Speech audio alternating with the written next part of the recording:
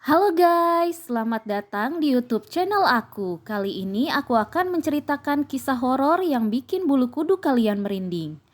Kisah yang aku akan ceritakan kali ini karya penulis tanah air Tuti Kasih dengan judul buku Merinding. Cerita ini berisi kisah di luar nalar yang dituangkan kembali oleh penulis berdasarkan kisah nyata yang pernah didengarnya langsung. So stay tune terus di YouTube channel aku, jangan dengerin sendirian ya. Sebelum kita mulai ceritanya, jangan lupa klik subscribe dan klik tombol loncengnya biar kalian gak ketinggalan video-video baru dari aku. Serta jangan lupa klik tombol like video ini ya, biar aku tambah semangat nyeritain kisah-kisah seru dan menarik lainnya. Kisah ini berjudul Roh yang Menagih Janji.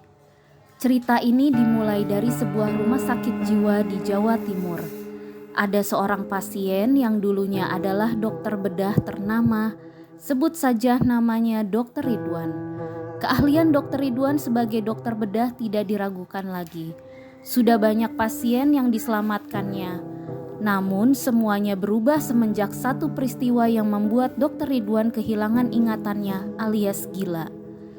Berawal dari tugasnya sebagai dokter bedah di sebuah rumah sakit besar di Pulau Bali, Dokter Ridwan menjalani profesinya dengan baik dan penuh tanggung jawab. Banyak pasien sangat berterima kasih karena merasa diselamatkan olehnya. Singkat kata, Dokter Ridwan merupakan jaminan keberhasilan kasus-kasus operasi besar di rumah sakit tempatnya bekerja. Dokter bertangan dingin, begitulah julukan yang diberikan pasien-pasiennya. Sebagai manusia yang meraih kesuksesan dan menerima sanjungan banyak orang, membuat Dokter Ridwan arogan.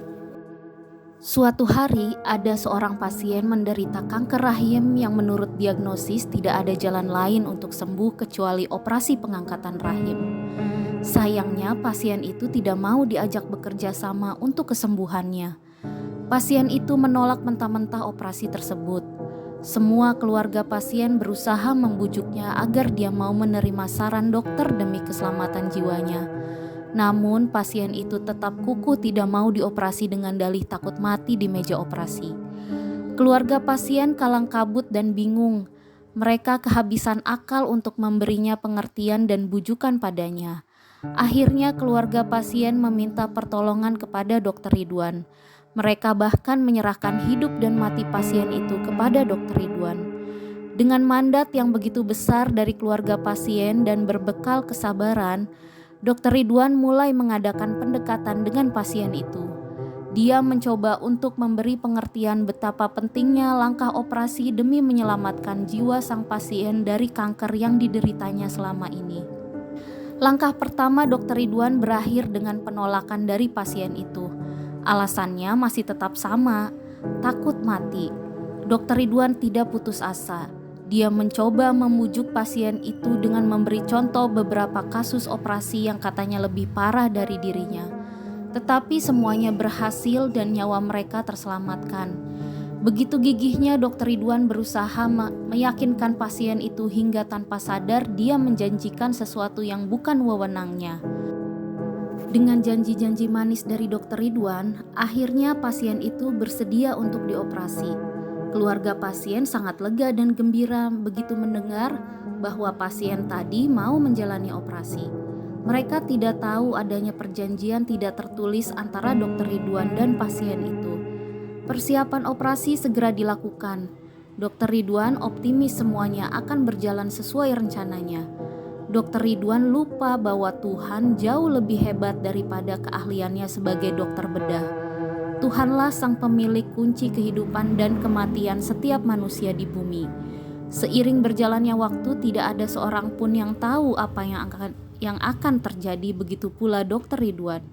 Selama ini dia selalu percaya diri dengan kemampuannya sebagai dokter bedah yang tidak pernah gagal. Arogansi menutup mata hatinya seolah-olah dialah yang menentukan hidup mati pasien. Sesuai jadwal, operasi mulai dilakukan. Awalnya semua berjalan sesuai rencana, tetapi terjadi perubahan mendadak.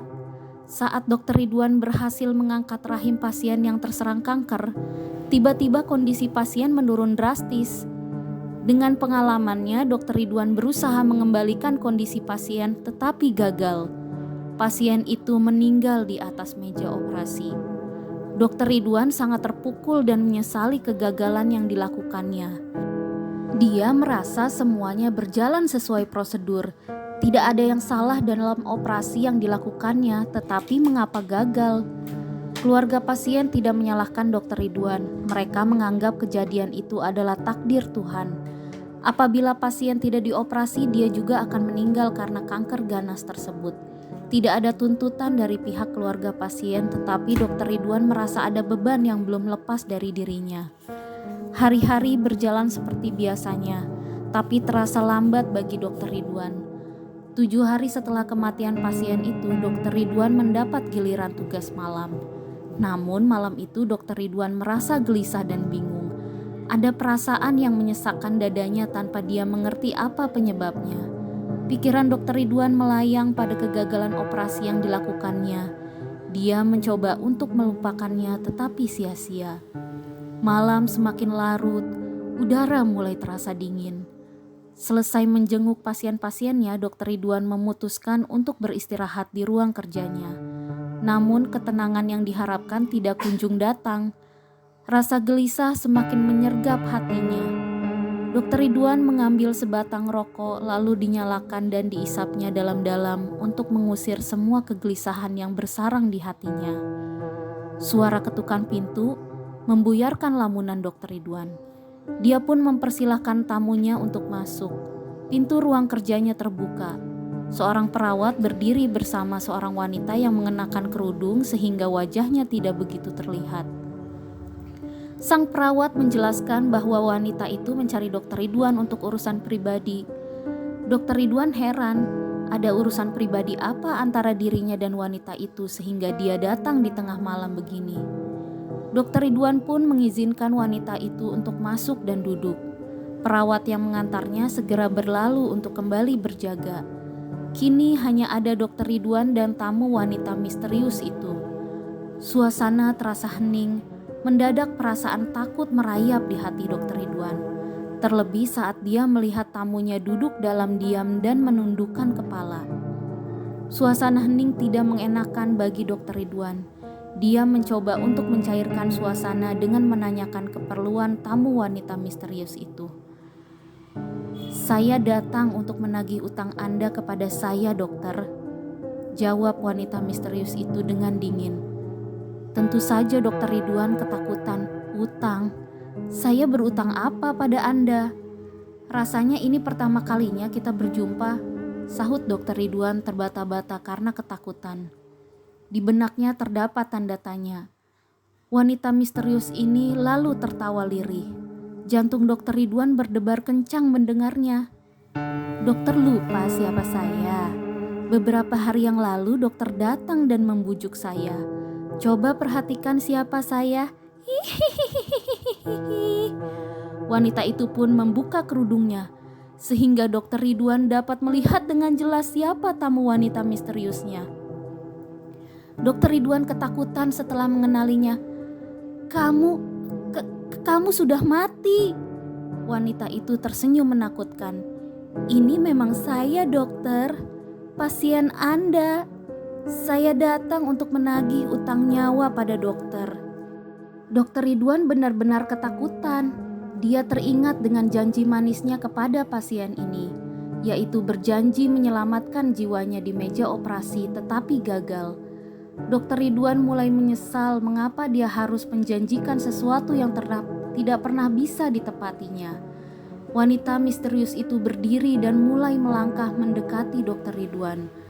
Dokter Ridwan panik dan histeris karena tamu misteriusnya adalah roh gentayangan dari pasiennya. 2 orang perawat berlarian masuk karena mendengar teriakan Dokter Ridwan. Mereka melihat Dokter Ridwan menjerit ketakutan tanpa tahu penyebabnya. Tidak ada seorang pun di ruangan itu kecuali Dokter Ridwan. Pergi, jangan dekati aku. Kau sudah mati. Aku tidak bersalah. Jangan!" teriaknya sambil melemparkan barang-barang yang ada di dekatnya. Kedua perawat kewalahan menghindari lemparan dan segera keluar untuk melapor. Sejak saat itu, Dokter Ridwan tidak pernah hidup normal. Dia terus dicekam ketakutan dan menjadi liar jika ada yang mendekatinya.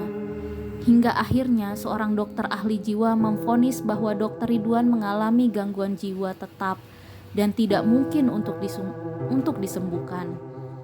Sekarang Dr. Ridwan yang hebat itu menjadi penghuni rumah sakit jiwa. Keluarga Dr. Ridwan putus asa dalam mengupayakan kesembuhannya. Dr. Ridwan selalu meracau tentang pasien wanita yang meninggal di meja operasi, serta menuntut utang nyawanya dibayar. Hancur sudah reputasi Dr. Ridwan sebagai dokter bedah ternama. Bahkan kasakusuk yang merebak mengatakan kalau Dr. Ridwan didatangi hantu pasiennya. Berita terakhir mengabarkan kalau Dr. Ridwan ditemukan tewas dengan cara mencekik lehernya sendiri. Tidak ada seorang pun yang tahu apa yang sebenarnya terjadi pada Dr. Ridwan. Visum dokter mengatakan kalau dia tewas bunuh diri. Namun banyak orang yang menduga kalau Dr. Ridwan tewas dicekik oleh hantu pasiennya. Benar atau tidak, hanya Tuhanlah kebenaran yang nyata. Demikianlah kisah tentang roh yang menagih janji. Semoga dari kisah yang aku ceritakan ini dapat memberi wawasan bagi kita semua tentang adanya dunia tak kasat mata dan misteri dalam kehidupan fana ini, serta semakin membuat kita menyadari akan kebesaran kuasa Tuhan, Sang Pencipta dan Pengatur alam semesta. Dukung aku terus dengan mengklik tombol like dan subscribe sebanyak-banyaknya. Terima kasih.